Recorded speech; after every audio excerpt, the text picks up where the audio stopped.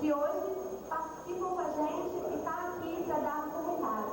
O professor Michel também, como disseram ontem, foi aluno do professor João Batista Pinhos, aqui em Cachoeiro, do professor Deusete Batista. Tem uma lista aqui de professores que deram aula para ele, são daqui de Cachoeiro, e ele tem um maior carinho, pelo que eu pude perceber. Bom, ele também foi colaborador do jornal Correio do Sul, foi convidado para ser o estudante ausente número 1 lá dos anos 70, né? Parece que faz aquele tempo, assim, eu não era nem nascida. Mas estamos aí com vocês essa noite para agradecer o professor Michel Mille. Vamos dar o nosso saudoso e carinhoso palmas.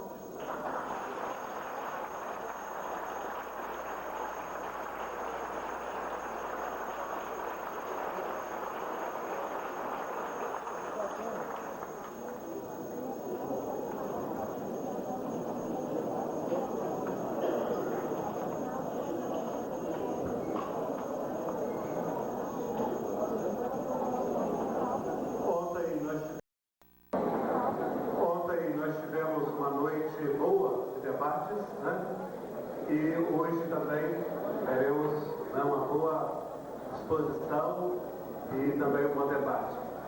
Nós faremos o seguinte: o professor Michel tem 1 hora para fazer a sua exposição, mais ou menos, se você precisar um pouco mais, não tem problema. Depois, então, faremos a sessão de perguntas para o debate. Ontem, muitas perguntas ficaram sem ser respondidas, porque não tivemos tempo. Né? Então, hoje nós vamos dar um tempo maior para as perguntas, tá ok?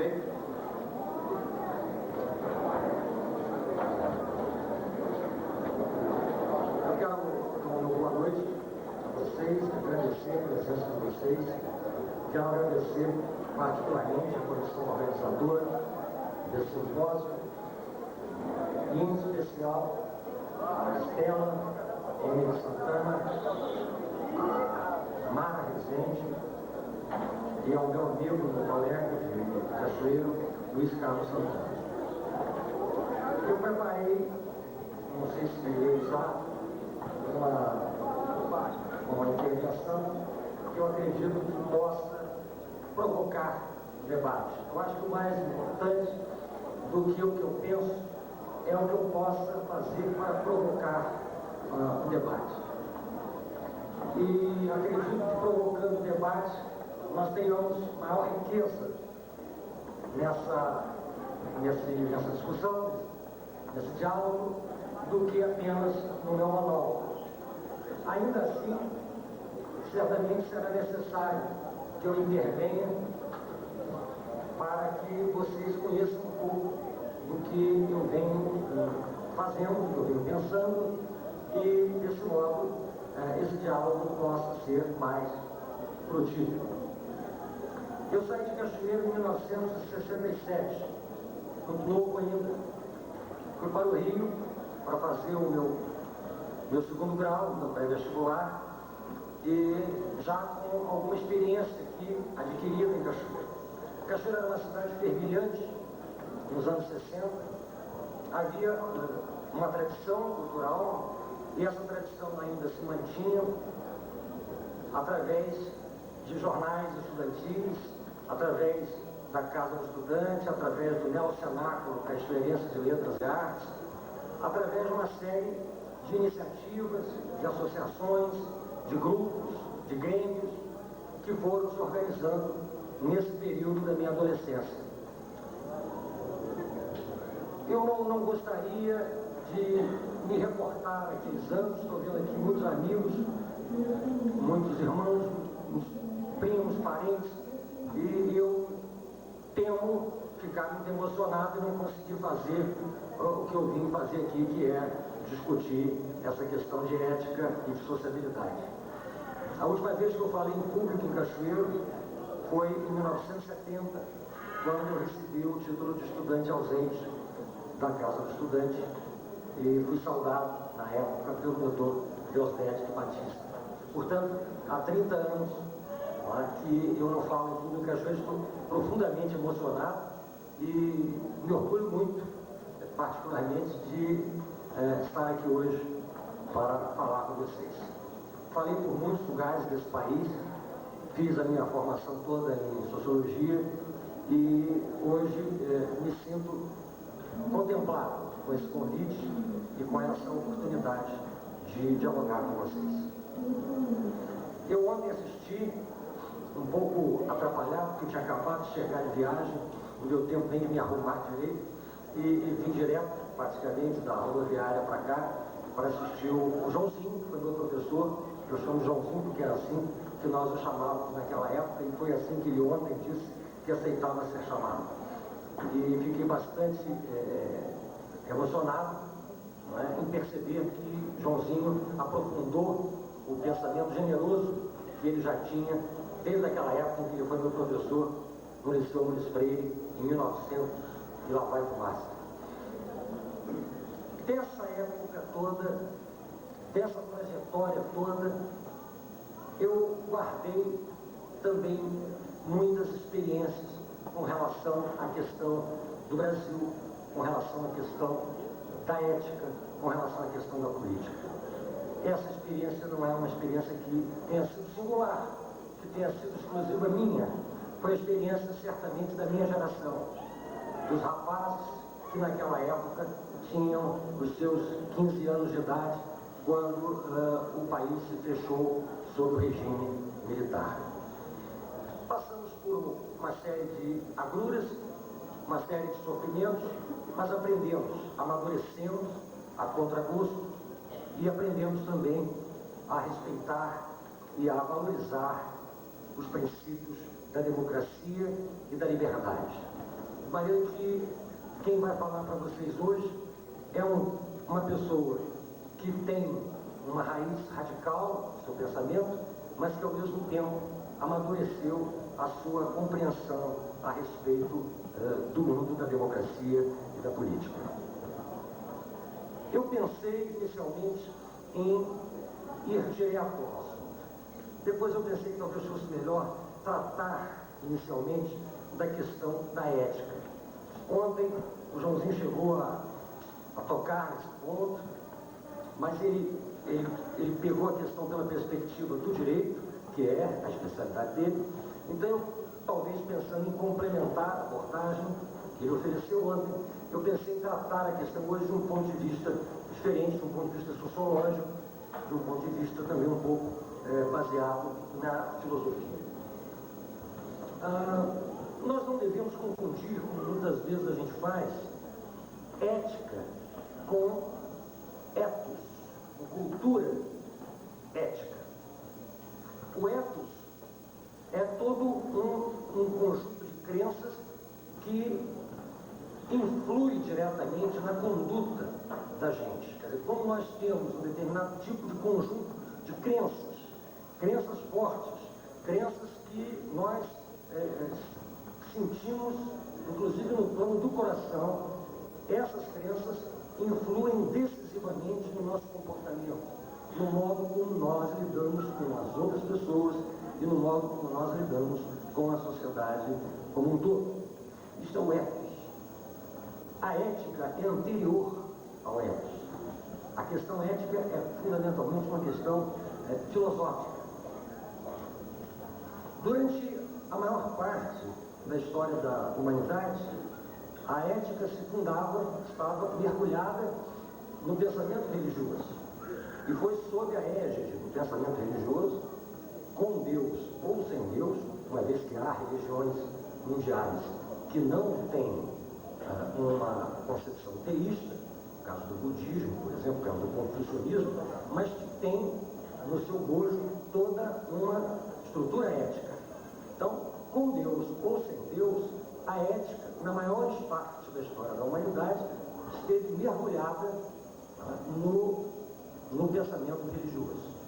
A partir do iluminismo, há toda uma crise, há toda uma transformação no modo pelo qual a sociedade se organizava, e essa transformação recebeu o impacto também do avanço das concepções racionalistas sobre as crenças e as concepções religiosas. Como nós sabemos, a partir do século XVIII, tenta-se modificar o fundamento da ética, tirando da sua base religiosa, no caso do Ocidente, da sua base judaico-cristã, e transferindo-o para um fundamento racional. Então, a partir do século XVIII, meados do século XVIII aproximadamente, basicamente com Kant, nós vamos verificar, nós vamos encontrar uma enorme transformação e uma profunda tentativa de deslocar o fundamento da ética do seu habitat religioso, que sempre existira antes, para um outro habitat, o habitat racional. Então, dentro dessa tentativa de transformação, tratava-se de buscar fundamentos racionais para o comportamento ético. Isto é, tratava-se de buscar, no plano da razão, as condições e os fundamentos através dos quais a ética e o comportamento ético humano poderia ser explicado. Essa transformação dominou o século XIX, e, com muitas variantes, chegou ao século XX. Uma das principais variantes do racionalismo ético, embora ele tenha uma origem empirista, é o utilitarismo. O utilitarismo ele vai tentar fundamentar a ética, em última análise, na utilidade que o comportamento possa ter para nós. Isto é, dizendo de forma bastante simplificada, os homens seriam pensados como seres que buscam o prazer e evitam o sofrimento, evitam a dor. Então, na medida em que eles evitam a dor e buscam a felicidade ou buscam o prazer, seria necessário pensar a ética a partir, sob o fundamento dessa questão. As diferentes variantes, as diferentes formas através das quais se buscou na filosofia fundamentar a ética na razão, encontraram o seu limite, encontraram a sua crise também neste final de século. Quer dizer, a partir da experiência terrível do Holocausto dos judeus pelos nazistas, a partir da consciência do enorme genocídio praticado pelo stalinismo nos países comunistas, a partir da visibilidade de que toda uma racionalidade que buscava transformar a humanidade para melhor acabava produzindo resultados pavorosos e muito piores do que se imaginava, começa efetivamente uma crise no pensamento racional, na racionalidade que presidia, por assim dizer, a transição da religião para a razão. O que nós hoje encontramos, e a discussão hoje se encontra nesse ponto, é que não é possível, pelo menos não se considera mais possível, fundamentar a ética na razão. E como também não se trata mais de retornar ao fundamento tradicional que a ética tinha no espaço religioso, uma vez que o espaço religioso transcende em muitos pontos a questão da ética, a discussão se encontra hoje numa tentativa de colocar a ética não como resultado, mas como fundamento próprio. Eu poderia citar aqui, particularmente, o grande pensador contemporâneo, faleceu há poucos anos atrás, Manuel Levinas. Levinas, por exemplo, vai fazer uma inversão importante no pensamento ético, na medida em que, para ele, a ética é anterior, lógica e ontologicamente, ela é anterior à própria sociabilidade humana. Ela seria a própria condição da sociabilidade humana, ela seria a condição dos homens poderem viver juntos numa sociedade. Outros autores afirmam que, na verdade, nós chegamos a uma conclusão ambivalente a respeito da ética.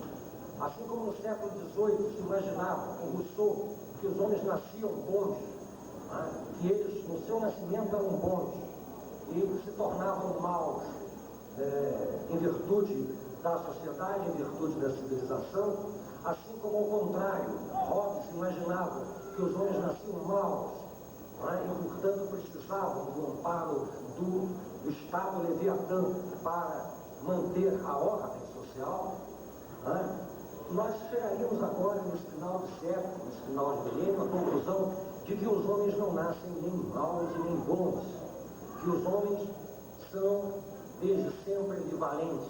Eles podem ser bons, eles podem ser maus, eles podem ser as duas coisas ao mesmo tempo.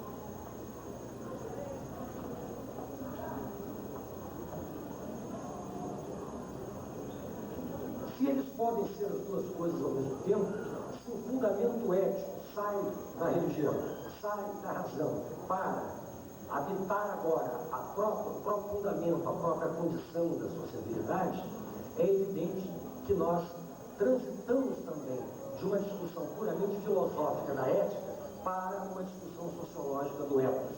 Isto é, como nós chegamos a nos civilizar. Essa é a grande questão.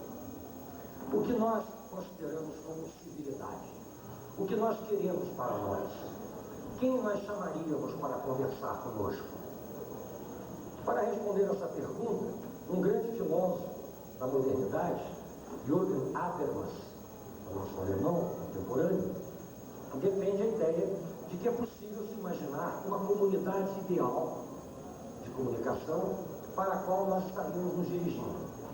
Para que essa comunidade ideal de comunicação, e quando eu digo ideal de comunicação, quero dizer onde a gente se entenda, onde os conflitos desapareçam, não é? Para que ela possa ser imaginada, nós teríamos que imaginar que é possível, não é? No plano linguístico, superar todos os desvios, todas as dificuldades, todos os ruídos que impedem que nós nos entendamos. Contra essa concepção do Habermas, nós temos várias posições atualmente, como por exemplo a do filósofo norte-americano Richard Rorty, a posição pragmática tradicional americana, como também a posição do grande filósofo francês Derrida, com quem eu estudei há alguns anos em Paris, que dizem que o conflito não pode ser eliminado. O conflito faz parte da condição humana e que, portanto, nós temos que pensar o aprofundamento da democracia, o aprofundamento da sociabilidade, o aprofundamento da convivência humana, sem pensar que vamos eliminar os conflitos. Pelo contrário, nós temos que saber, aprender a viver com os conflitos e não tentar extirpá-los, porque o pensamento de tentar extirpar o conflito, de tirar o conflito, acabar com o conflito, ainda que numa sociedade ideal de comunicação ou numa sociedade utópica do futuro, ele, de alguma maneira, recalcaria a questão do conflito que tem que ser enfrentada desde já. Bom, vamos sair então um pouco dessa direção filosófica e vamos nos voltar para as nossas questões. E essa questão do conflito tem muito a ver conosco, brasileiros. Nós brasileiros temos uma enorme dificuldade de lidar com conflitos. Na verdade, nós fazemos todo o possível para ocultar os conflitos. Nós encontramos diferentes maneiras de ocultar e de recalcar os conflitos. Por quê? Porque o conflito parece não ter muita legitimidade na nossa sociedade. O conflito parece ser algo que tem um significado basicamente negativo. É verdade, o conflito tem esse significado em todos os países modernos, mas ele não tem só um significado negativo. O conflito também possui um significado positivo. É que no conflito as consciências se esclarecem mutuamente, e é no conflito que a democracia se exerce. Sem conflito, a democracia fica muito simples, fica muito fácil. Na verdade, perde o seu próprio fundamento. É através, portanto, da administração do conflito, do modo pelo qual nós sabemos lidar com os conflitos, que nós fazemos realmente ética e fazemos também democracia. Não há como imaginar um país das dimensões do nosso país, moderno, capitalista e ao mesmo tempo hierárquico e desigual, sem conflitos. Mas o que fazer com os conflitos? O conflito não pode ser negado. Mas, por outro lado, se ele não pode ser negado, ele também não pode ser louvado. Como nós vamos lidar com a existência do conflito? Nós, brasileiros, de um modo geral, procuramos lidar com o conflito basicamente de duas maneiras. Ou nós dizemos que o conflito é antiético, isto é aético, e, portanto, ele é negativo, só tem um significado negativo, ou nós lidamos com o conflito como se o conflito fosse o solucionador por si mesmo do dilema que o produziu. Isto é, como se o próprio conflito fosse resolver o problema. Como se uma das partes vencendo anulasse a outra e, portanto, resolvesse o problema. Ora, nos dois casos, nós temos um pensamento autoritário.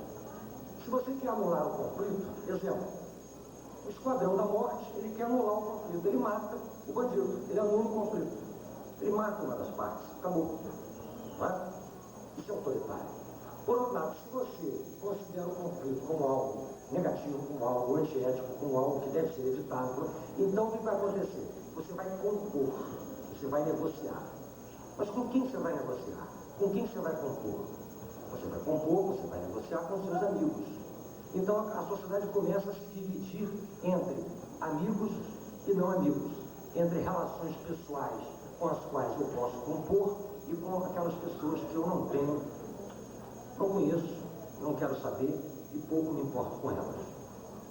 E assim vai se desenvolvendo no plano mesmo do imaginário social uma explosão subreptícia, em que uma parte da sociedade vai excluindo a outra.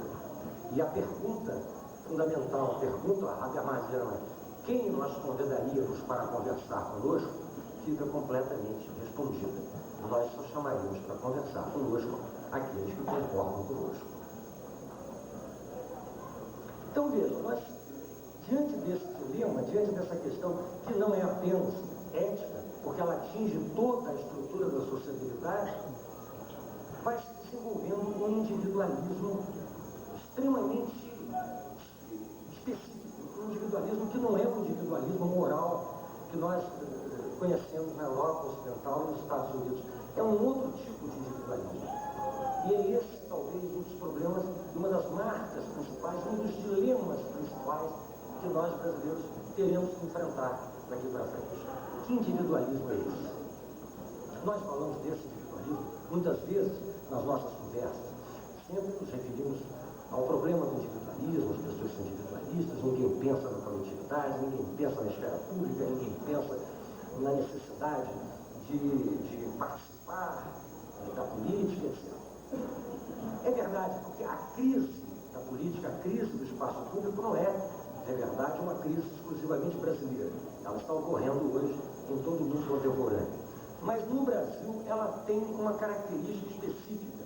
Ela parece, ao invés de acompanhar as características do individualismo narcisista americano ou do individualismo narcisista europeu, ela parece aprofundar um individualismo egoísta, um individualismo hierárquico, que, ao contrário de apontar soluções, aprofunda mais ainda os nossos problemas. Que individualismo é esse? Ele não é uma novidade. Esse individualismo não surgiu recentemente. Ele tem uma história. Ele foi se acumulando com o passar dos anos, com o passar do tempo. Ele foi se aprofundando com o aprofundamento das desigualdades sociais no Brasil. E é esse individualismo, essa tirania da intimidade, como diria um outro pensador inglês, Richard Sennett, é essa tirania que, ao mesmo tempo, faz com que nós nos voltemos exclusivamente para nós e nossa família e esqueçamos os outros, mas que também nos tiraniza na nossa intimidade. É ela que eu gostaria de tratar um pouco mais com vocês nessa noite.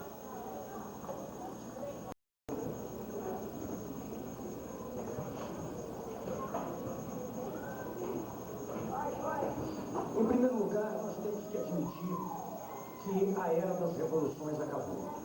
Enquanto nós não admitirmos isso, nós não avançamos na reflexão, nós não avançamos no pensamento.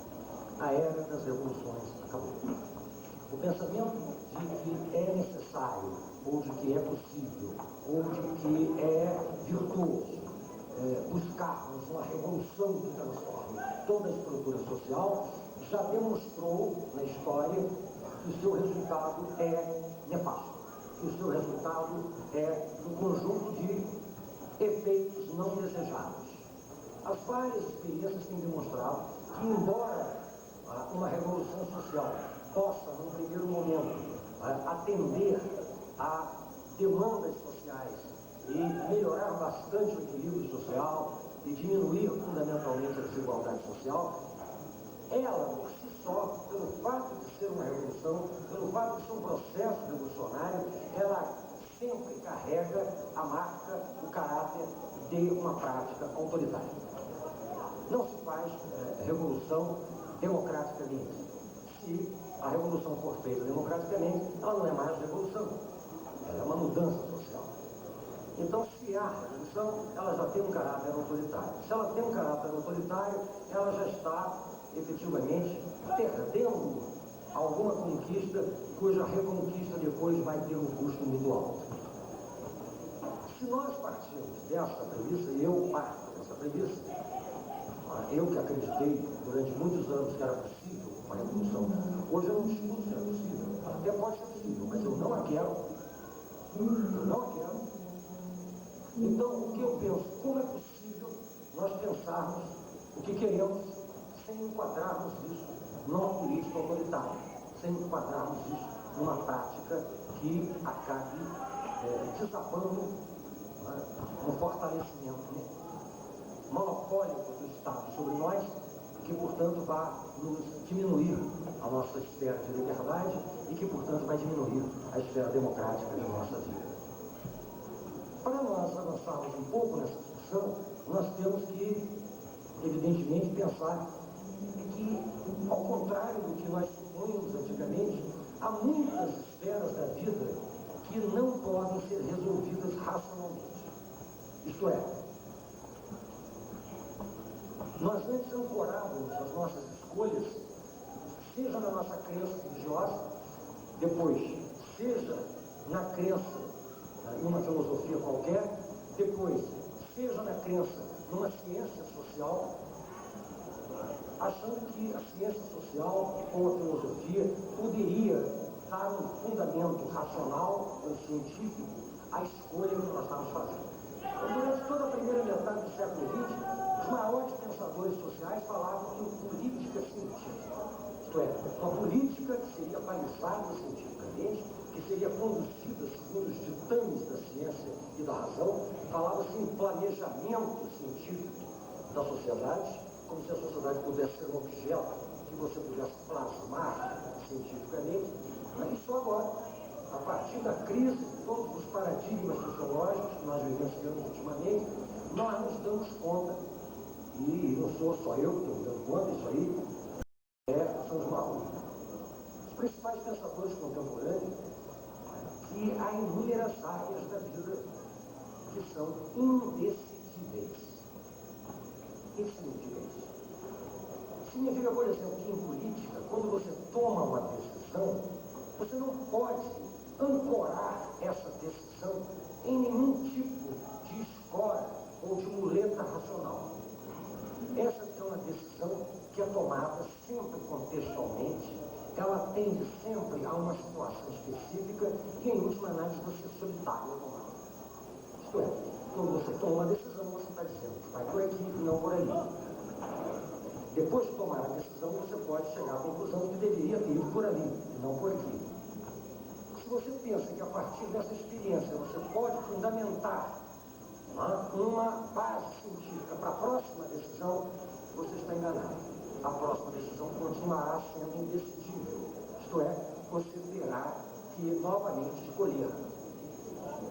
E é exatamente o caráter de não haver um fundamento científico para a decisão, para a tomada de decisão, para a escolha entre um caminho ou outro, que traz de volta uma coisa que a sociologia já havia deixado de lado há muito tempo, que traz de volta uma coisa que as ciências humanas já haviam deixado de lado há muito tempo, que é a ética. E a ética retorna exatamente quando você percebe que não tem como fundamentar mais a decisão em nenhum terreno científico, em nenhum terreno racional. Eu espero que os economistas, se não concordam inteiramente comigo, se aproximem de concordar comigo. Há, por exemplo, um estudo muito interessante que mostra que os economistas, quando fizeram o plano real, eles sabiam que não havia nenhum fundamento científico para que ele desse certo.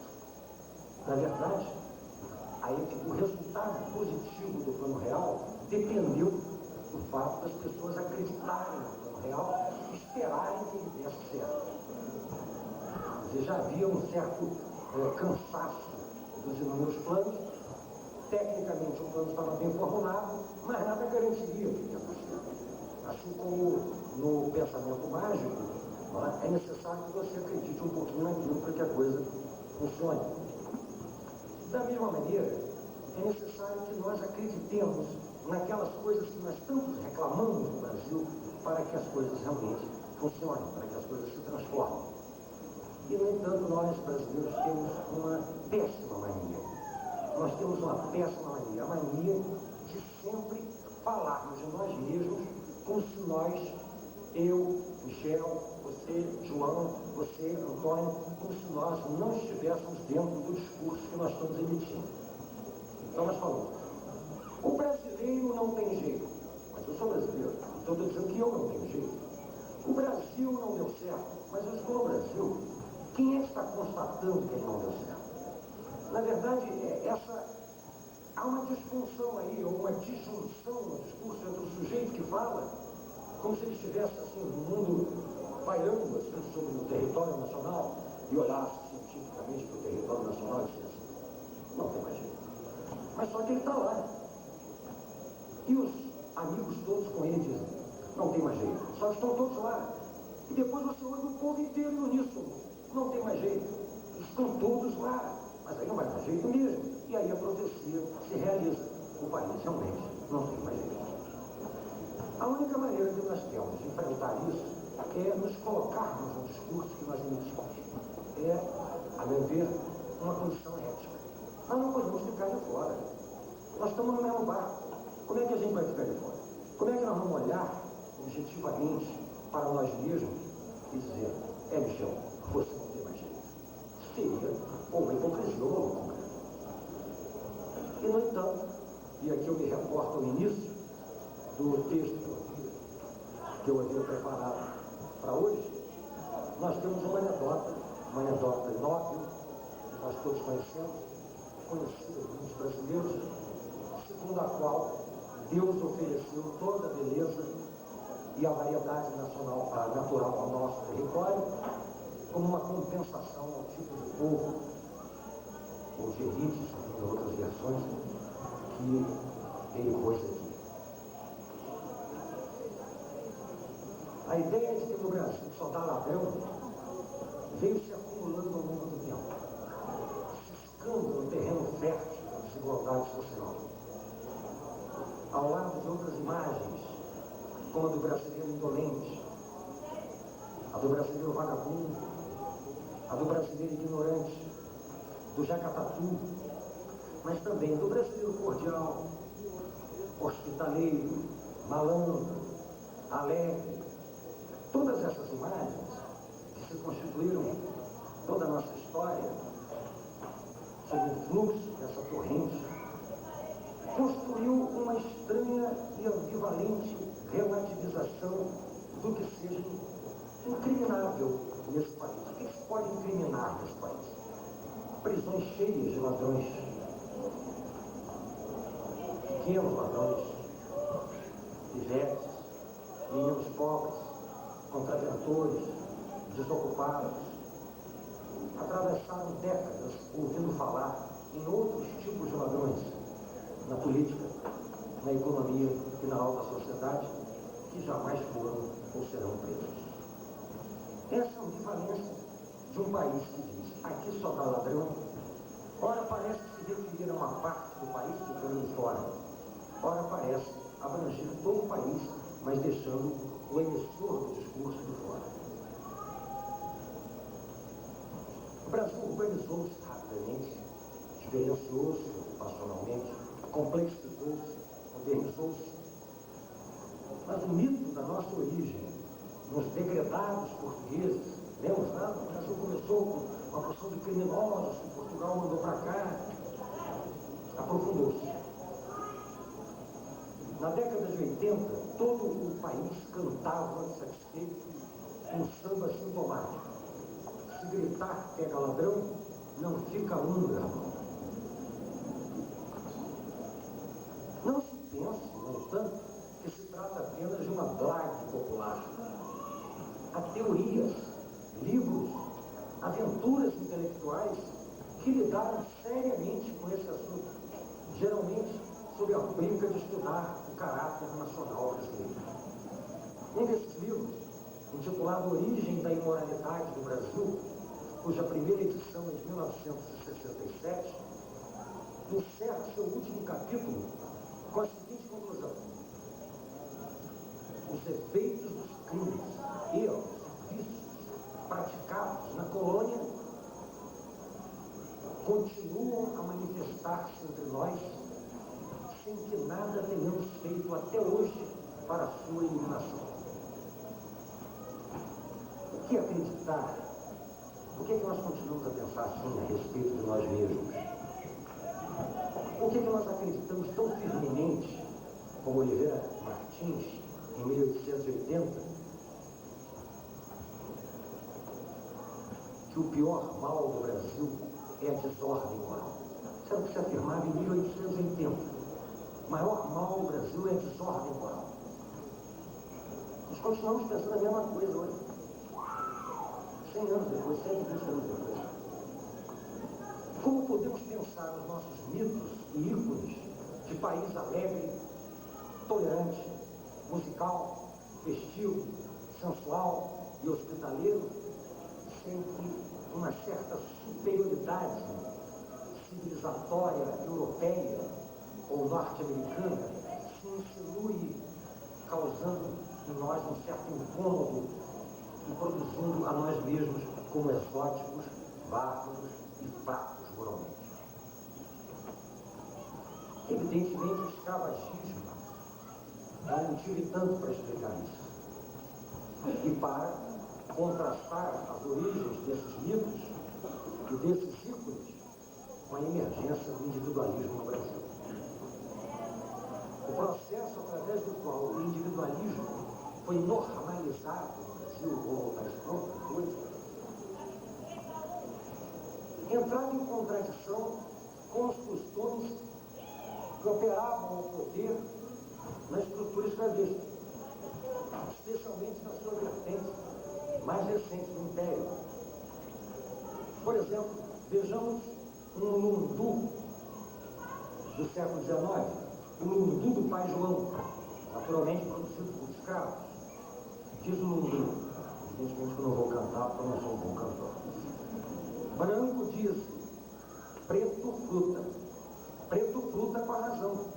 Sim, o branco também fruta quando põe a ocasião. O preto fruta farinha, fruta saco de feijão. Sim, o branco quando fruta, fruta prata e patacão. Negro preto quando fruta, vai parar na correção. Sim, o branco quando fruta, logo sai senhor barão. Isso é do século XIX. O lundu resume boa parte das questões que ainda hoje são lembradas quando se tenta interpretar essa autoimagem nacional que se acumulou com a história de nossos contrastes e de nossa desigualdade social, e que não poupa sequer as instituições responsáveis pela ordem pública. Geralmente em todos os países, né, as instituições ocupadas da ordem pública, polícia, judiciário, pelo menos essas são poupadas. Mas aqui não. Vejamos, por exemplo, como o problema é tratado na curiosa versão do samba de Julinho da Adelaide, Chico Buarque, em 1974. Acorda, amor, eu tive um pesadelo agora. Sonhei que tinha gente lá fora, batendo no portão, que a aflição era dura. Numa muito escura viatura, minha nossa santa criatura, chame o ladrão, chame o ladrão. As narrativas criticam o objeto, mas ao mesmo tempo parecem compreendê-lo.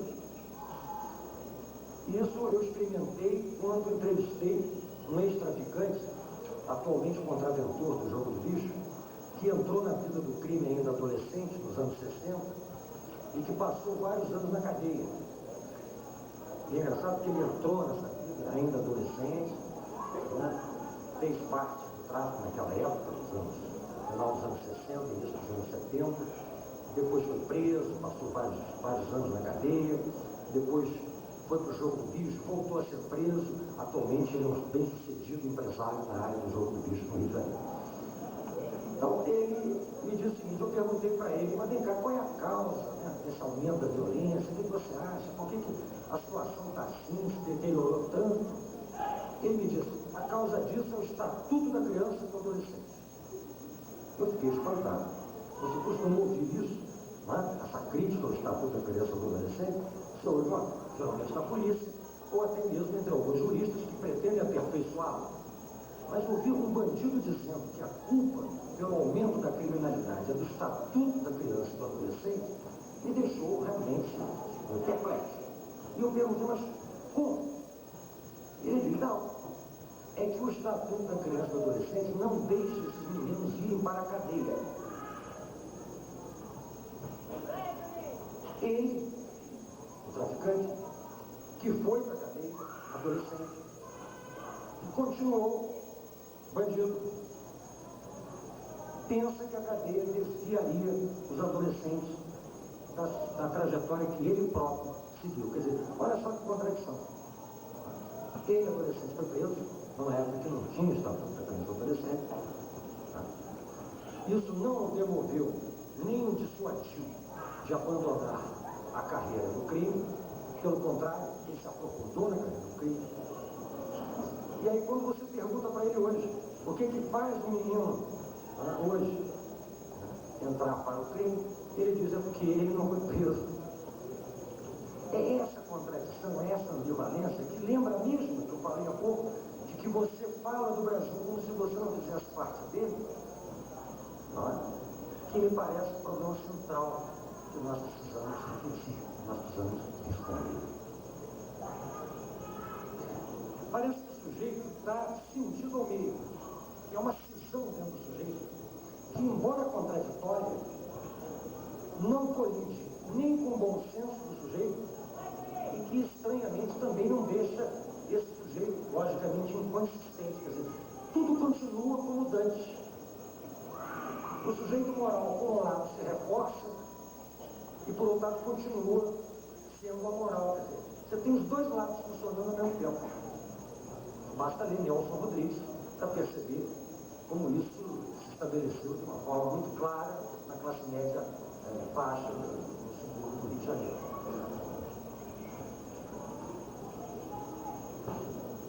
Ao mesmo tempo que nós manifestamos tanta preocupação com a violência, nós nos esquecemos que nos anos 50 nós todos ríamos às gargalhadas do samba de break de Moreira da Silva, que fazia o maior sucesso no país inteiro, e onde ele dizia, hoje venho resolvido, vou lhe mandar para a cidade dos Pejinhos, vou lhe transformar em um defunto. Você mesmo sabe que eu já fui um malandro malvado, somente estou regenerado, cheio de malícia, dei trabalho à polícia para cachorro, dei até no dono do morro. Hoje venho animado a lhe deixar todo cortado, voltar no castigo, meto o laço no abdômen e tiro o seu umbigo. O Brasil inteiro cantava isso. E fica surpreso com a violência. Curioso, eu não conheço nenhum país, eu nunca soube de nenhum sucesso na França, ou mesmo nos Estados Unidos, num país que tem uma cultura violenta, principalmente no Sul, que não descesse dessa maneira, enfiar o aço no umbigo e fizesse sucesso. Como depois você ouve atualmente sucessos de Bezerra da Silva, que são tocados em todo o país. Olha, mas se eu não mato, eu morro. Corpo, a moral não fica de pé. Preferi dar um tiro na cara do cara que me achou com cara de Zé Mané. Isso toca todas as áreas. Todo mundo ouve, todo mundo canta, todo mundo acha maravilhoso e depois vira e diz, um problema essa noite. Um problema sério. Nós vamos ter que ver como é que a gente faz para matar, acabar com essa pessoa toda. É mais ou menos a mesma história. Eu não estou me excluindo dela, compreende? Eu não estou fazendo aquilo que eu estou criticando. Eu estou me colocando nesse sujeito. Isso é uma reflexão a respeito também de mim mesmo. Não pensem que eu estou aqui bancando, eu não estou fazendo sermão, não.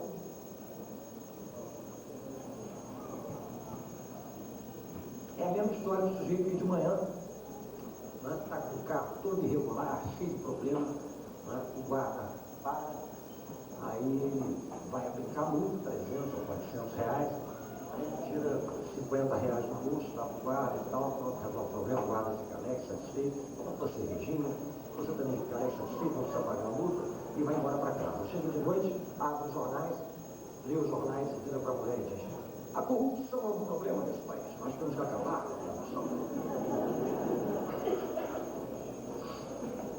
Parece uma coisa esquizofrênica, porque nós temos uma mania de ficar sempre falando que o Estado é corrupto, que a polícia é corrupta, que a elite política é corrupta, que o grande empresariado nacional e estrangeiro é corrupto. Mas nós não percebemos o quanto a sociedade está mergulhada na corrupção.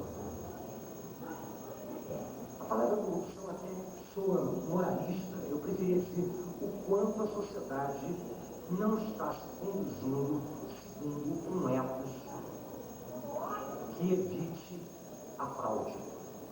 Um ethos que alimente a confiança nas relações sociais.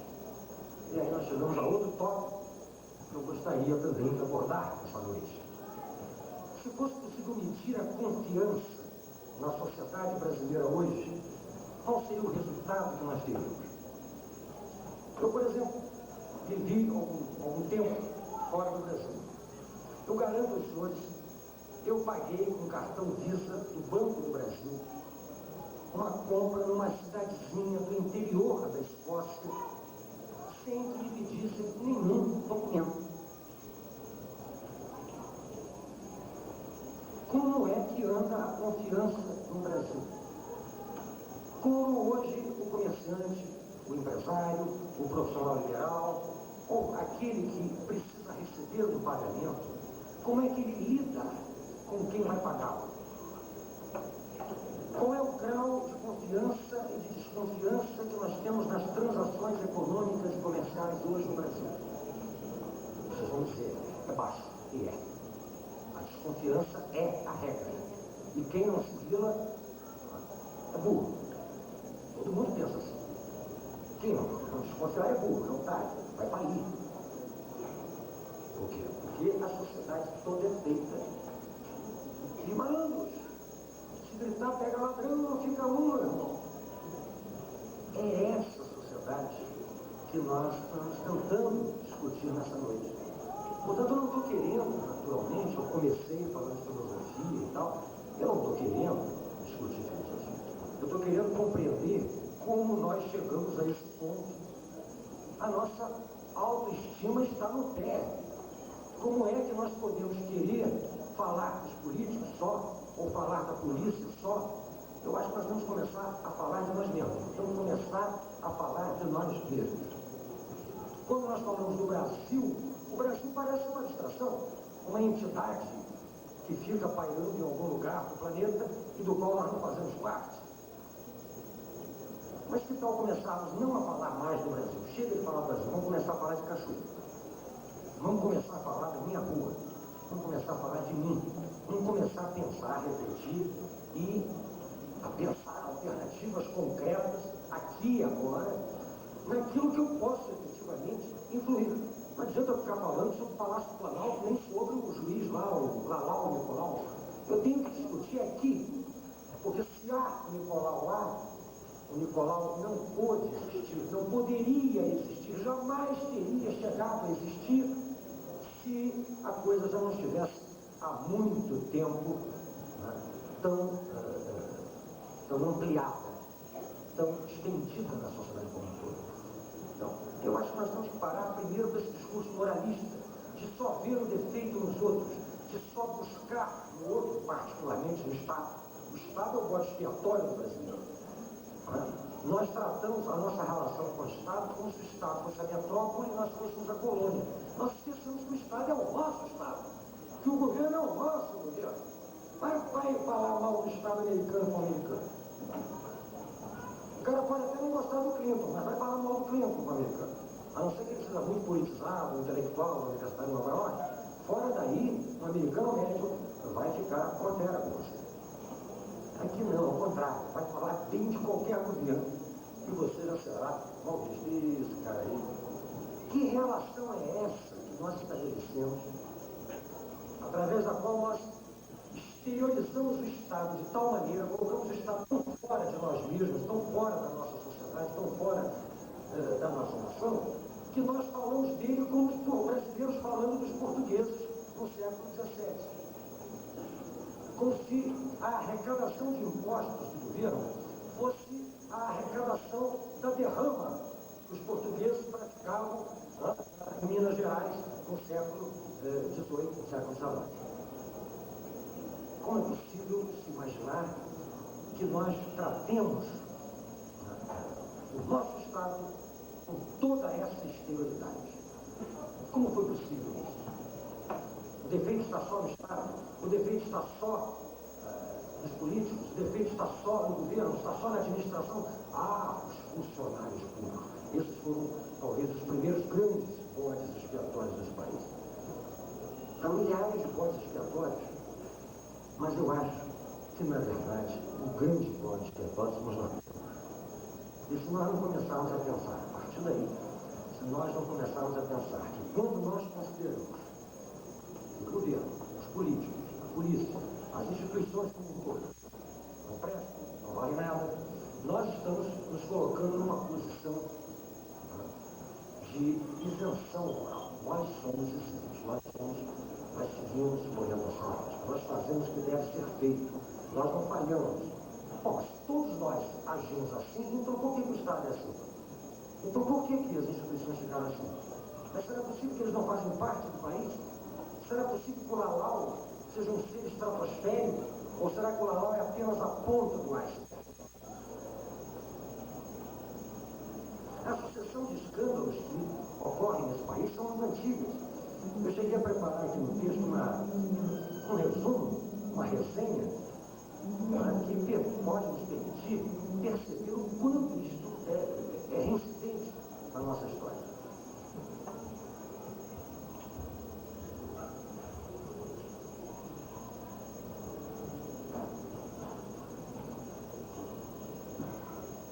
A ética de levar vantagem em tudo difere da ética competitiva norte-americana.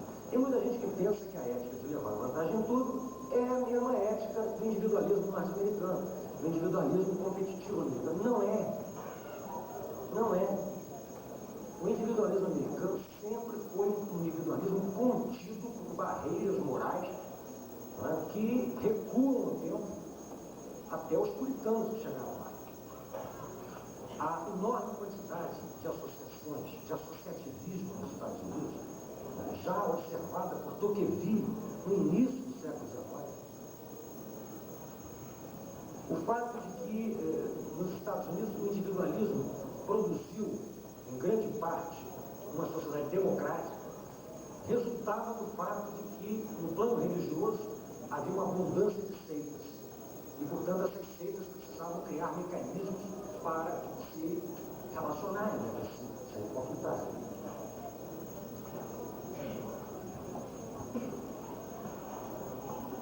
Ao contrário da sociedade norte-americana, a sociedade brasileira sempre foi fortemente hierárquica e desigual. E também, diferentemente da sociedade norte-americana, a imigração europeia para o Brasil foi fundamentalmente oriunda das regiões mais pobres, mais desiguais e mais hierárquicas das penínsulas ibérica e itálica, da Europa Oriental, do Japão e do Oriente Médio. A ética de levar vantagem em tudo difere da ética competitiva norte-americana, do self-made man, exatamente naquilo que diferencia, primeiramente, as duas sociedades. A cultura democrática e a distribuição social das oportunidades é o ponto-chave dessa diferença. É certo que lá nos Estados Unidos havia, como ainda há, a discriminação dos negros, dos índios e dos latinos. Mas essa discriminação nunca foi endógena à cultura democrática norte-americana. Ela foi crescendo a partir da cultura sulista contra os negros e da rápida e improvisada expansão para o oeste no século XIX. No Brasil, a discriminação contra os negros e as mulheres sempre foi endógena. E a desigualdade social foi cristalizada por um regime escravista que sobreviveu até a última década do século passado.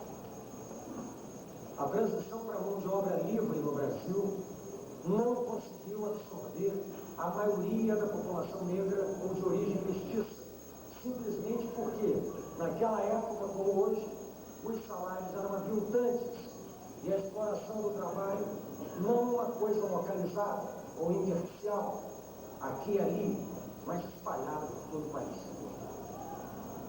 Sem uma ética do trabalho, que conferisse ao trabalho uma dignidade própria, independente do salário, as elites conseguiram, no entanto, a ferro e fogo, que a moral do trabalho fosse incutida nas classes mais pobres. Não é à toa que hoje, no Brasil, é mais fácil encontrar honestidade e ética nas camadas mais pobres da população do que nas suas elites. Apesar de tudo, uma sociabilidade relativamente civilizada desenvolveu-se durante a República Velha, reforçou-se durante a ditadura Vargas. E na década de 50, a sociabilidade entre as classes sociais, embora conservando-se hierárquica e desigual, mantinha-se em expansão. E o país possuía ainda suficiente reserva de esperança para detectar o crescimento econômico, a expansão da rede pública de educação e saúde e a diminuição da desigualdade social através de uma reforma agrária poderia acionar um novo patamar civilizatório para a construção de uma sociedade democrática. Entretanto, a classe média e a classe trabalhadora urbana percebiam também que o perigo, a ameaça, estava dentro do Estado, no continuismo da corrupção, da patronagem política e da irresponsabilidade demagógica no interior das elites. Os escândalos sobre corrupção eram denunciados na imprensa, mas a impunidade das elites continuava a demarcar o limite entre os que podiam ser apanhados pela lei e os que sempre escapavam da lei. A eleição de Jânio Quadros foi evidentemente uma escolha contra a corrupção. Ele dizia que ia usar a vassoura contra os corruptos, queria limpar o Brasil, que na época os corruptos eram associados fundamentalmente ao governo anterior, ao governo Juscelino Kubitschek e à construção de Brasília. Antes haviam dito mesmo Getúlio. Tanto Getúlio quanto Juscelino morreram com praticamente os mesmos bens que possuíam quando chegaram ao governo. Isto é base de dados do CPDOC, da Fundação Getúlio Vargas. O golpe militar de 64 não foi feito apenas contra os comunistas.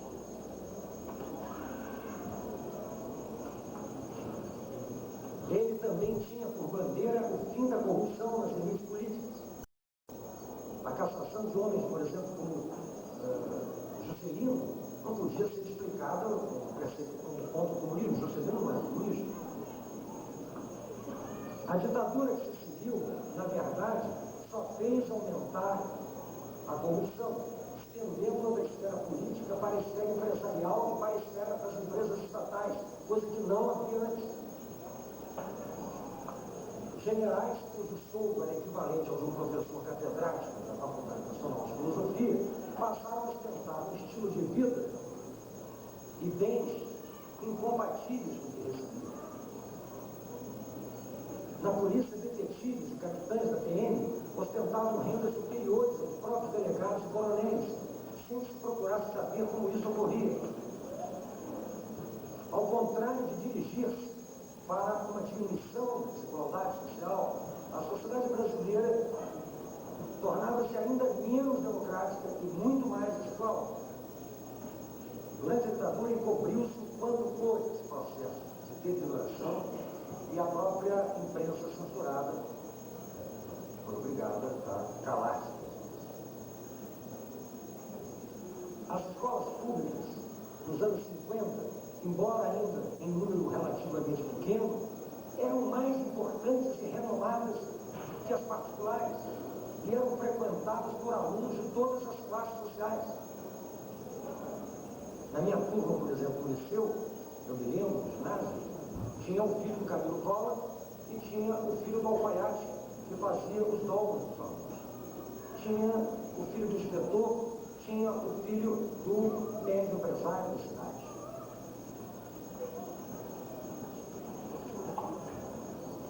A ditadura mais que dobrou o número de escolas públicas no país, mas aviltou os salários dos professores de tal modo que a captação de recursos humanos caiu em qualidade em todos os níveis, fazendo a classe média migrar para as escolas particulares e criando o atual segregacionismo de classe. Hoje você tem classes para as elites, escolas para as elites, escolas para as classes médias e escolas para o povão. São os piores. O mesmo se passou no sistema de saúde. Todas as classes sociais vão ao posto de saúde lá no Bangu. Quem é que usa mais o posto de saúde? São os pobres. Nós temos plano de saúde. Após a ditadura e a derrota da campanha das diretas já, que eu reputo como um dos maiores traumas político-morais da nossa história, nós elegemos pelo voto direto outro presidente que também foi eleito contra a corrupção, Fernando Collor de Mello. Eu estou fazendo esse resumo apenas para que a gente possa refletir sobre a durabilidade do problema que vocês pediram que eu falasse hoje. E eu não vou me estender muito tempo. O que eu quero dizer, fundamentalmente, é que a corrupção no Brasil não é exclusiva deste ou daquele setor. A corrupção no Brasil não é mais intersticial. Ela não é mais algo que você possa localizar aqui ou acolá. Que você prendendo um ou outro, você vai resolvendo o problema. O que eu estou querendo, e eu sei que é polêmico afirmar isso, mas o que eu estou querendo sustentar nessa noite, e é incômodo dizer isso e ouvir isso, é que a corrupção hoje se transformou em parte das regras do jogo social brasileiro. Se nós pensarmos, por exemplo, que a legislação eleitoral é uma das principais causadoras da corrupção política hoje no Brasil, nós poderíamos talvez ilustrar melhor a que eu estou dizendo. Qualquer um de vocês, se quiser ser candidato hoje, não tem condições de ser candidato. Ou vocês, no custo de uma campanha hoje, está além, a não ser um grande empresário, uma pessoa muito rica, que esteja disposta a gastar o seu dinheiro particular para se eleger, difícil, e geralmente esse tipo de pessoas não se candidatam. O que nós temos hoje é uma permanente barganha de favores entre empresários e políticos. Ora, mas por que barganha de favores? Nos Estados Unidos, que é uma grande democracia moderna, existe o lobby. O lobby é legítimo, é regulado legalmente. Por que não há o lobby regulado? Por que é necessária a barganha no corredor? Por que é necessária a barganha? Houve até o famoso caso de dois políticos e empresários se encontraram num quarto de motel. Naturalmente não é para usufruir do que normalmente os motéis oferecem, mas para simplesmente fazer uma barganha.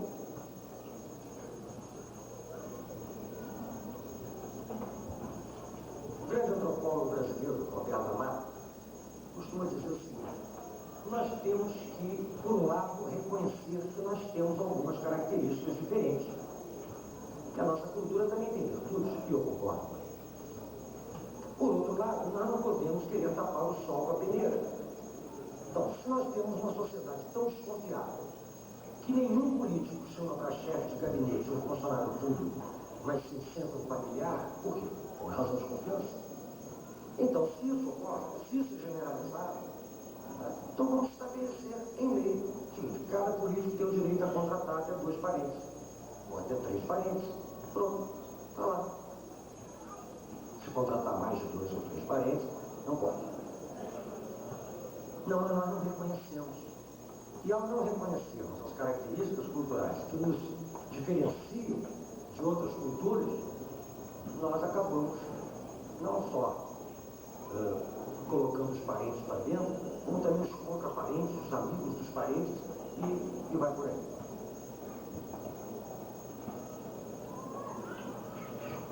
Eu gostaria de encerrar, finalmente, abusando ainda um pouco da paciência de vocês,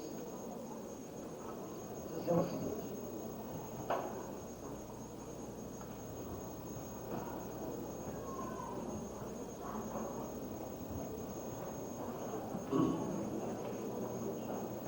responder à questão como foi que chegamos a isso, me parece que exigiria uma explicação muito longa, que não é passível de ser feita nessa noite.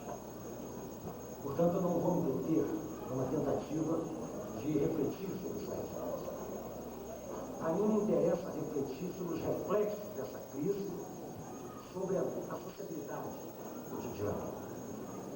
Eu penso que é possível escrutinar em pelo menos três fenômenos, os pontos principais que nós precisaremos superar se quisermos retomar a confiança recíproca e a sociabilidade civilizada nesse país.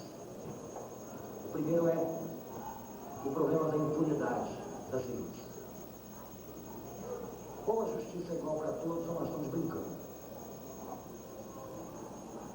Isso nós realmente queremos pensar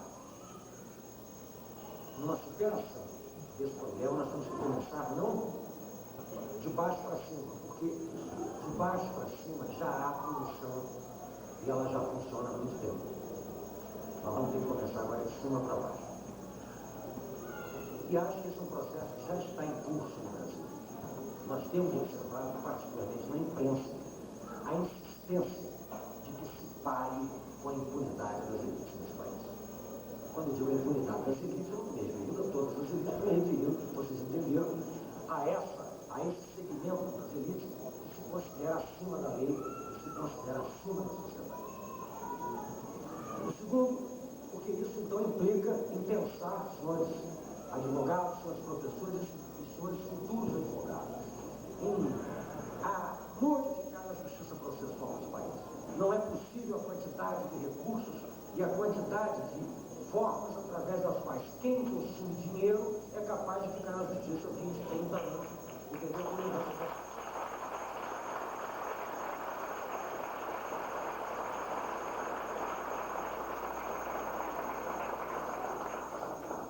O segundo ponto é o que eu chamo o problema da desigualdade social.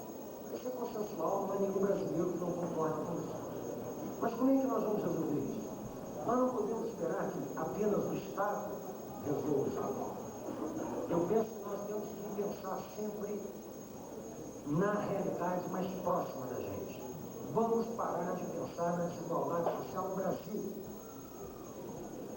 Nós vamos começar a pensar na desigualdade social na minha rua. Começar a pensar na desigualdade social no meu bairro. Vamos pensar na desigualdade social na minha cidade. Isso já basta. Se nós fizermos isso, nós vamos começar a transformar essa realidade. E é a sociedade que tem que se encarregar disso. Porque se for esperar o Estado, não vai acontecer nada. Nós é que vamos fazer isso. O Betinho nos convocou a isso já há bastante tempo. E, finalmente, o último item, que é o problema da confiança nas relações individuais. Eu acho que nós não avançaremos um milímetro se nós não conseguirmos restaurar a confiabilidade nas relações humanas, nas relações sociais, na sociabilidade cotidiana, em qualquer nível. Não é apenas no nível econômico, no nível político, no nível dos encontros, inclusive amorosos, em todos os níveis. Há que começar a superar essa enorme taxa de desconfiança, que na verdade significa o quê? Significa que os dois estão disputando para ver quem é o malandro e quem é o otário. Nós temos que superar isso. Não dá mais para classificarmos esse país em duas partes: os malandros, os espertos, e os otários, os imbecis. A luz no fim do túnel passa não pelo Estado, mas pela sociedade brasileira. Só se o Estado muda.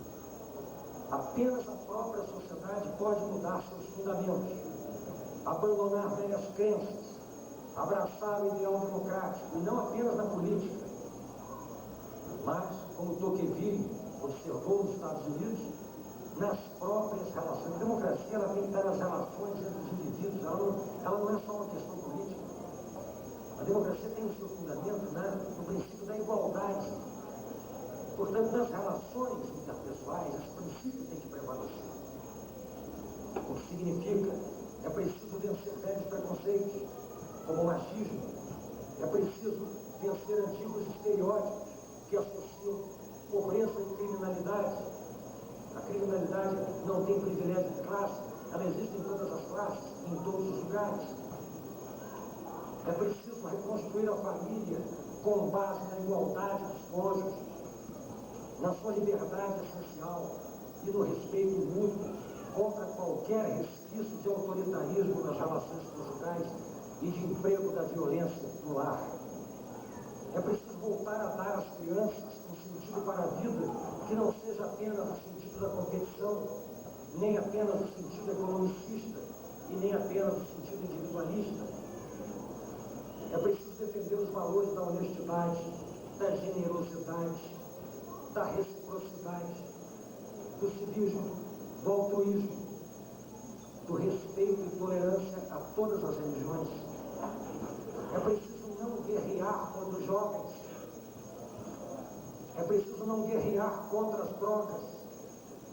É preciso não guerrear contra o sexo. É preciso não guerrear contra a violência. Não se guerreia com isso, porque toda política de guerra contra isso reforça exatamente o que achamos que é errado. É preciso aprender a convencer, sem ser chato e sem ser autoritário, e a respeitar as crenças alheias, desde que elas não violentem as nossas. É preciso ampliar cada vez mais a simpatia com as pessoas, o sentimento, a convivência, oferecer um mundo e uma sociabilidade que atraia ao invés de afastar, que reúna ao invés de dividir. O grande desafio da sociabilidade hoje no Brasil, e não só no Brasil, é vencer a ideologia economicista de que a nossa existência é a de ficar rico, que a nossa felicidade é ficar rico. A economia não é tudo, embora seja importante. O econômico não é o sentido da existência, embora seja importante para a nossa realidade material. A economia e a existência devem ser partilhadas. A razão deve ceder aos valores e ao coração. Precisamos criar novos hábitos do coração. Precisamos trazer de volta o sentimento de pertencimento à comunidade. Esse sentimento que eu adquiri aqui nessa cidade.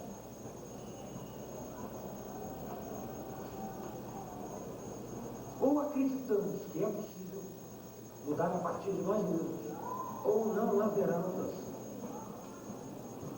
Não há mais saída revolucionária. Todas as saídas revolucionárias não criam sociedades democráticas, mas sociedades autoritárias. Não há mais saída economicista. Os economistas enlouqueceram. O crescimento econômico, isso já está comprovado em várias pesquisas, o crescimento econômico por si só não representa a distribuição da riqueza e nem a melhoria da qualidade de vida. A economia não cria uma sociedade democrática.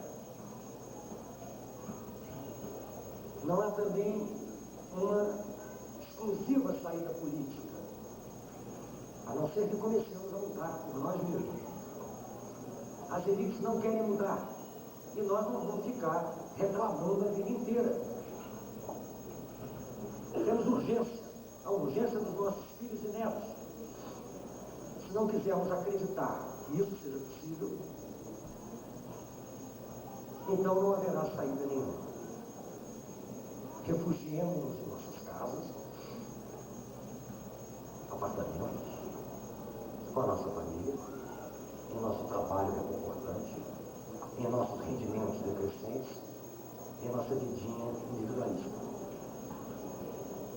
E o país, com certeza,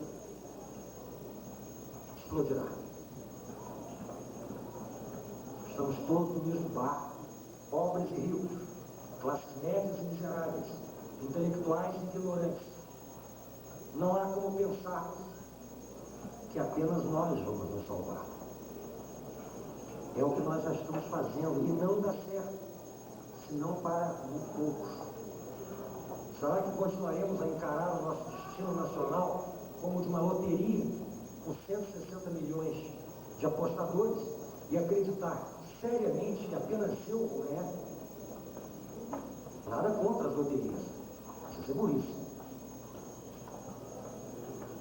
Eu comecei praticamente essa palestra falando de uma anedota inóbvia, aquela segundo a qual Deus nos ofereceu essa terra maravilhosa, mas em compensação pôs aqui um povinho ou uma elite, etc, etc, etc.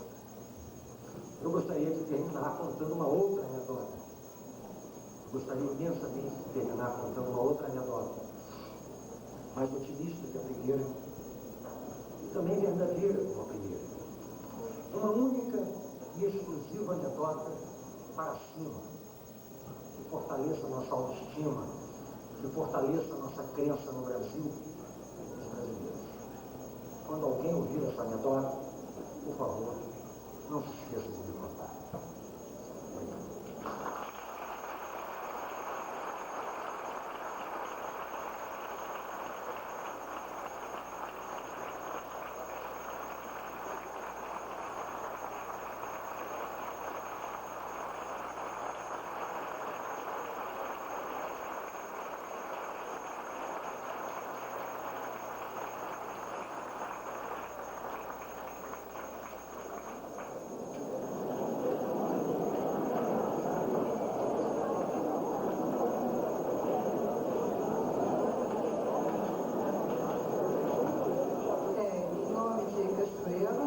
Eu queria nessa hora agradecer muito ao professor Michel, te dizer que a gente está profundamente emocionada de ser da sua terra. Realmente essa riqueza interior, toda essa verdade, toda essa lucidez que incomoda a gente e ao mesmo tempo no mesmo tamanho envaidece. Te agradeço muito por suas palavras, agradecemos muito por você ter vindo aqui. E vamos guardar isso no coração. Parece que você se conclamou a toda a juventude, não só a juventude de idade, mas a juventude interior de todo mundo, a levantar para fazer alguma coisa.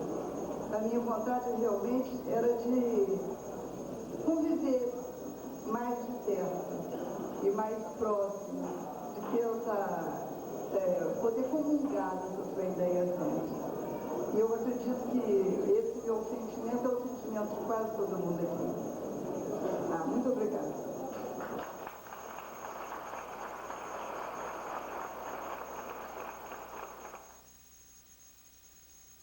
Uma concepção de que o Estado não é democrático. Mas, na verdade, as pessoas é que não sabem o verdadeiro sentido da democracia. E, quando sabem, não a realizam. Diante desta realidade, as mudanças necessárias para a estruturação de uma sociedade com menos desigualdades sociais se torna quase impossível, pois as bases, ou seja, cada um de nós não tem essa responsabilidade. Como o senhor analisa essa questão? Eu disse, em certo momento, que o plano real deu certo, porque, de certa maneira, nós acreditamos nele. Eu disse também, em certo momento, que hoje a filosofia contemporânea não acredita mais que haja um fundamento racional para a decidibilidade. Na verdade, as grandes questões são, em última análise, indecidíveis. A razão, por exemplo, não pode me provar a existência de Deus. Eu ter que escolher.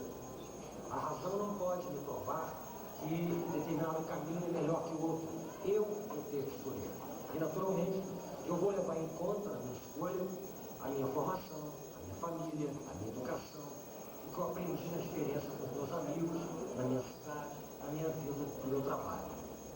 Por isso mesmo, não há mais respostas prontas. Foi-se aquele tempo, mas o intelectual chegava e dava uma resposta. O caminho é por aqui, a vanguarda do proletariado, vamos por ali. Foram sonhos, grandes sonhos, pelos quais muita gente bonita morreu. Mas nós não podemos ficar mais presos ali, nós temos que ir para frente. Nós temos que ir para frente. E ir para frente significa começar a acreditar em nós mesmos, começar a melhorar a nossa autoestima. Porque a maioria de nós não partilha dessas questões que nós estamos falando aqui. Nós, na verdade, muitas vezes até passamos a fazer, porque começamos a achar que está todo mundo fazendo, que portanto não tem mais jeito. Eu acho que nós precisamos mudar a orientação do barco. E essa orientação muda-se a partir de nós mesmos. Isso é indecidível. Eu não posso dizer para vocês, há um fundamento científico para você fazer isso, não há. A escolha é sua. Cada um de nós vai ter que escolher o caminho que quer. Mas tem que pensar bem.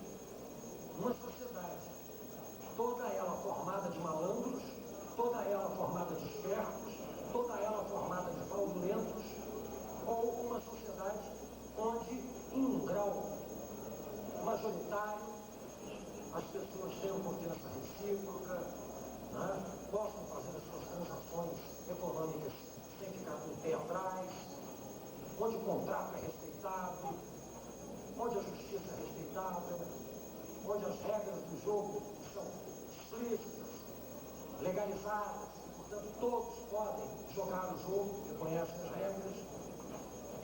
Aí é uma escolha, não há garantias. Foi-se o tempo que nós acreditávamos em garantias, que o capitalismo levaria necessariamente ao socialismo. Isso acabou.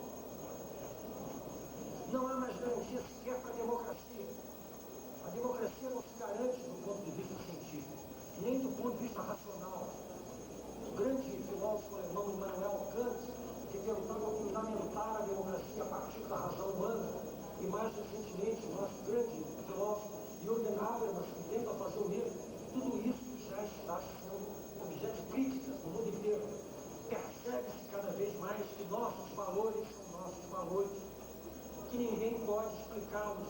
Nós os abraçamos porque eles são melhores. Apenas por isso. Eu prefiro viver numa sociedade X do que Y, porque para mim é melhor. Eu não tenho que ficar explicando isso cientificamente. De certa maneira é uma solução pragmática. O pragmatismo afirmava que a verdade é aquilo que serve, é aquilo que funciona, é aquilo que é útil, é aquilo que, enfim, opera, que dá certo e que nós gostamos. Aí nós dizemos, isso é verdade. Então, eu não posso dizer para vocês que eu possa oferecer uma alternativa. Eu estou dizendo a alternativa que eu escolhi. E estou dizendo que cada um deve escolher a sua alternativa. Eu acho que a minha alternativa é boa. Respeito diferentes opiniões. Não tem problema.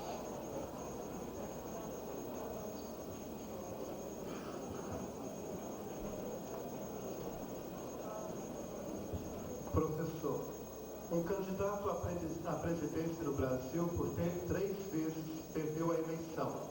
E o argumento de muitos que não votaram nele foi o de que um homem com pouca cultura, sem boa fluência verbal, pertencente à camada pobre da população, não poderia representar bem o povo brasileiro. Como o senhor vê isso à luz da sociologia, sabendo que a maioria do nosso povo é exatamente como político a quem não destinaram seus votos? Bom, a pergunta evidentemente refere-se ao Lula, né? Ao Luiz Inácio Lula da Silva. Se nós pensarmos que os Estados Unidos elegeram Abraham Lincoln, que era um operário, um carpinteiro,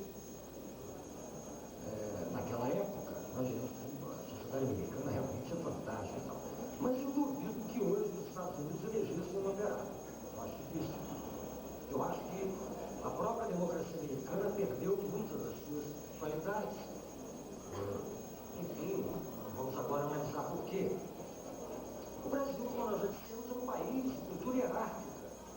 Nós vamos conceder o voto ao analfabeto há muito pouco tempo, porque nós achávamos que o analfabeto não tinha condições de escolher simplesmente porque não sabia ler nem escrever. quê? Porque nós demoramos esse tempo todo para dar um voto ao analfabeto. Nós quisemos que a eleição fosse obrigatória, que o voto fosse obrigatório. O voto não é obrigatório em um país democrático. Se é democrático, não pode ser obrigatório. Vai votar quem quer votar. Se não quer votar, não vota.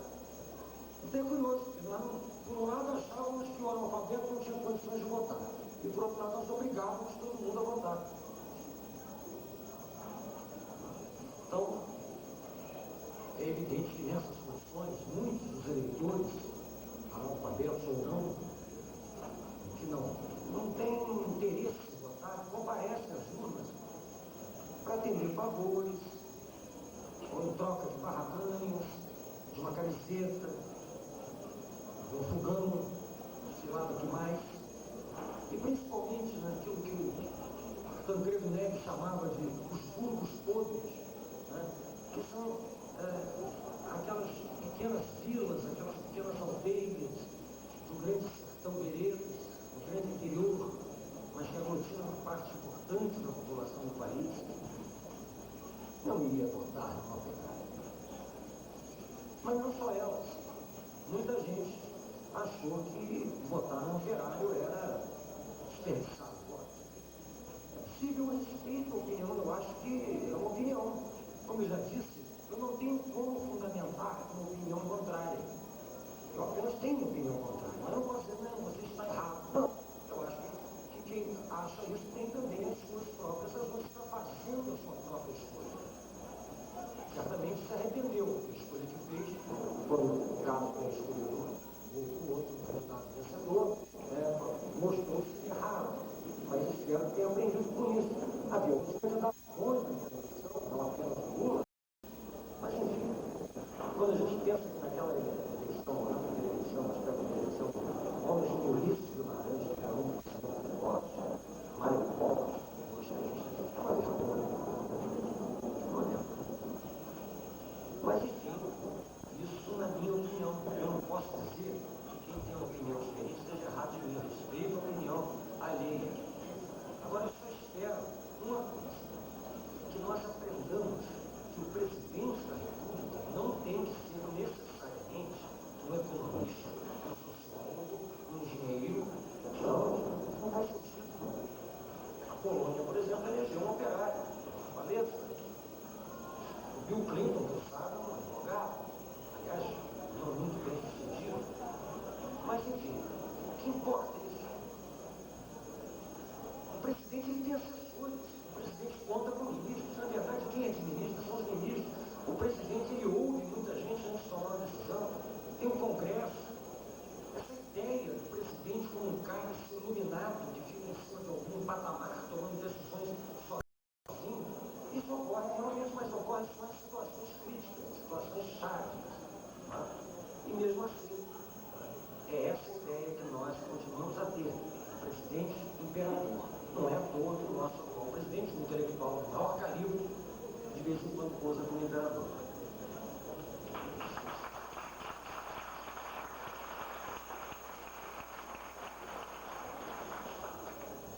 Duas perguntas na mesma linha. Uma das soluções que o senhor apontou foi a imediata necessidade das pessoas começarem a refletir sobre a sua própria realidade, mas não apenas atribuir as responsabilidades ao chamado Brasil. Assim como iniciar objetivamente um processo de conscientização dessa natureza num país, estado, município ou bairro, em que os indivíduos têm acesso precário à educação. Como esperar tal nível de senso crítico num sistema educacional falido? O senhor não acha que para mudarmos a sociedade brasileira em geral, devemos mudar primeiramente o homem através de educação, amor, perseverança? Educar o menor para não punir o adulto seria uma linha de pensamento que devemos começar a colocar em prática? Eu concordo, mas eu penso, eu não estou querendo mudar mais ninguém. Na minha juventude eu achava que eu podia mudar o mundo, que eu podia mudar as pessoas e tal. Não perdi essa esperança, mas eu não acredito mais nessa vocação missionária, né, de catequese. enriquece do mundo. Eu não penso que isso seja uma boa orientação. Eu acho que, fundamentalmente, eu devo procurar ver o que em mim eu participo desses sentimentos. Eu estou dando a minha contribuição desses sentimentos. Eu acho que a melhor forma de educação ainda é o exemplo. Eu acho que o exemplo funciona muito. Eu, pelo menos, aprendi muita coisa aqui em Cachoeiro vendo exemplos. Vendo exemplos. Aprendi muito. Vendo exemplos de outras pessoas, olhando, vendo como elas se comportavam. A gente cria o nosso ego ideal, o nosso modelo de conduta também, fundamentalmente, a partir de exemplos. E isso comigo foi, desde em casa até na escola e na sociedade. Via pessoas muito pobres, pessoas muito simples, muito humildes, muito, sabe, sem escolaridade, que, no entanto, tinham um comportamento impressionante. Funcionava para mim também como exemplo. Encontrava isso também em pessoas ricas, encontrava isso em todos os tipos de pessoas. Então eu acho que nós todos fazemos isso. Não pensem que isso é. Todo mundo faz isso.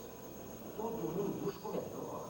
Agora, é claro que também há os exemplos realistas, vamos dizer assim. Os exemplos realistas. Eu não estou querendo eliminá-los, sabe? Vamos acabar com isso. Não se trata disso. Se trata de fortalecer os melhores exemplos. E verificando até que ponto a gente pode prescindir devagarzinho dos maus exemplos. Eu não estou querendo, sabe, um discurso moralista, dizer, não, nada disso. É um processo difícil, eu reconheço, mas eu não vejo outro caminho. Então eu acho que a gente deve evitar esse discurso moralista. Eu sou maravilhoso, eu sou honesto, eu sou ético, eu sou ótimo. Você deve me seguir. Não é isso. Eu não estou falando isso. Estou falando o seguinte. Primeiro eu tenho que pensar em mim. O que eu estou fazendo? Eu estou participando do seguinte. Vamos parar com esse negócio de ficar pedindo, pedintes do Estado, os pedintes. Nós temos que parar com isso. Nós nos comportamos como uma colônia em relação à metrópole. A gente fica pedindo. Isso em todos os níveis. Eu quero asfaltar a minha rua. Por favor, asfalta a minha rua. Nós temos que inverter essa relação. Nós somos os cidadãos. Agora, não adianta eu ficar reclamando em casa com os amigos. Eu tenho que ir lá na reunião da associação, eu tenho que ir lá no cartão, eu tenho que ir no outro lugar, eu tenho que participar. Vai participar quem quiser. Não estou dizendo que tem que participar. Vai participar quem quiser. Faz a sua contabilidade, relação custo-benefício, vê se vale a pena. Agora, se acha que não vale a pena, também não reclama. Para de reclamar. Porque não quer saber, ninguém quer pagar o custo. Há um custo pessoal de você ir à reunião, aguentar muitas vezes um saco nas reuniões, e aquelas divergências ideológicas. É um custo terrível, é verdade. Mas, se você não quer pagar esse custo, pare de reclamar. Porque ninguém aguenta mais essa reclamação. Uma turma de crianças chorando para o Estado como papai, um papai malvado, que não faz o que eu peço. Parar com isso. E essa relação de atividade, na minha opinião.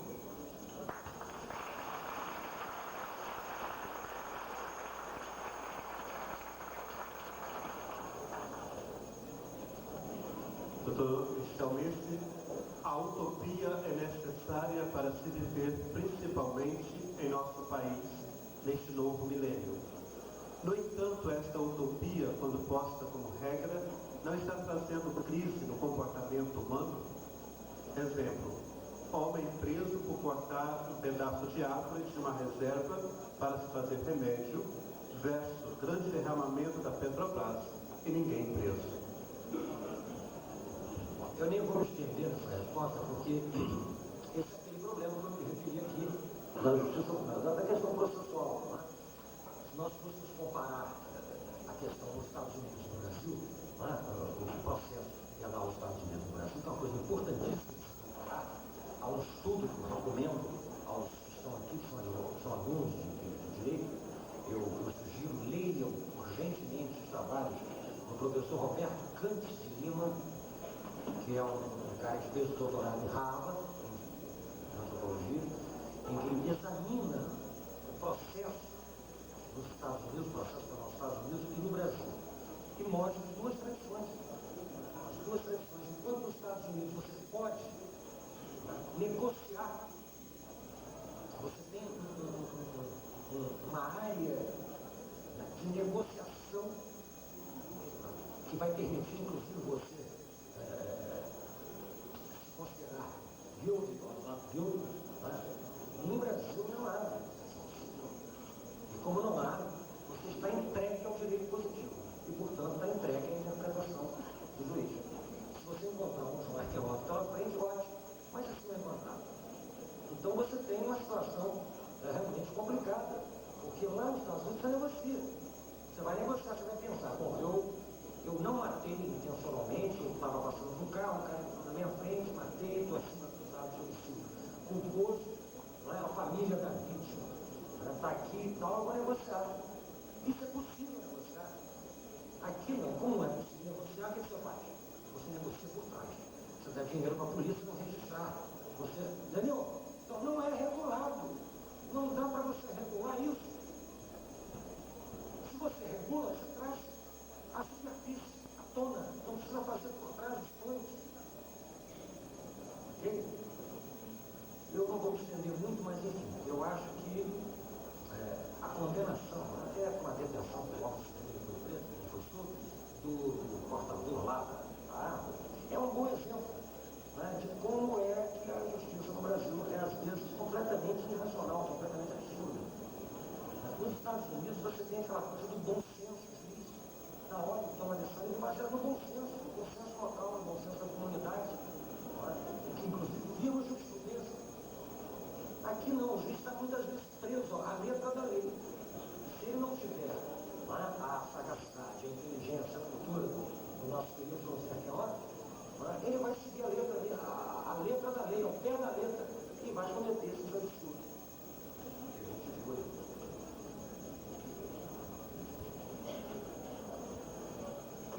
Duas perguntas mais ou menos na mesma linha. Como ser ético num país onde impera uma política neoliberal e onde o capital compra tudo e a todos sem levar em consideração as classes menos favorecidas? E ainda como evitar um conflito ou uma revolução para mudar essa política? Numa sociedade onde todos vivem competindo, como viver com sociabilidade de uma maneira ética? Como garantir ao mesmo tempo os direitos de cada um e os da sociedade como um todo? Perguntas muito boas.